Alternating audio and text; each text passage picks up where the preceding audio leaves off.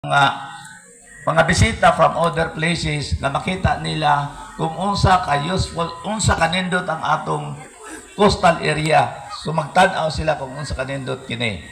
Ug mahidugang lugar kini nga tourism potentials in our municipality.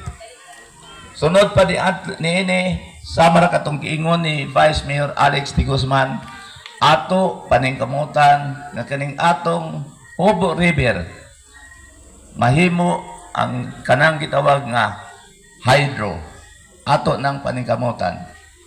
So kaning tanan na inubanan lugar sa inyong pagtabang kanamo ato atong himuon tungod kay ana sa ato ang pagdumdum kung unsay ang ay nato pagabuhaton.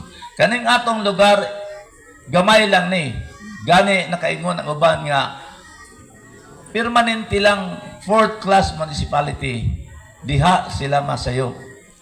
Dili na ta fourth class municipality kundili second class municipality na ta. Base na sipya tingali sila pagtan-aw sa Google. Wala na ng Google, late ka na dong kung galing ang pamamanay imong kabasihan. So, maunang tanan nga kaning tanan among gipamulong tuhoy gyud mi nga among pagabuhaton.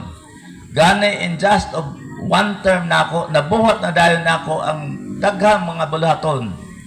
O karon na nakadawat na ta og kanang gitawag nga seal of good financial housekeeping. Og luyo ni ana nakadawat na punta anang award nga gitawag nga seal of good local governance. Ang buot pasabot maayo, sincero ang atong pagdala sa atong panggobyerno. So again, dili na lang ko magtataas sa ako nga pamulong. Ang Noah's Journey ana ay gipasabot na ini. Si Mayor Nicolas Osorio Alameda gitan-aw kung unsa ang San Agustin gahapon. Ug diha sa kahapon unsay angay usbon. So kaning atong giusab makita na nato sa pagkakaroon gani na reflected diha sa atong tabil. Og akong ikapasigarbo kaninyo kay kaning tanan gamit gyud nato sa pagkakaroon.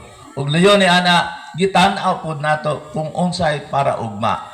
Ugma para sa kaayuhan sa ato mga kabatan-unan kay mao na gitawag ang kabatan-unan may future hope of the motherland.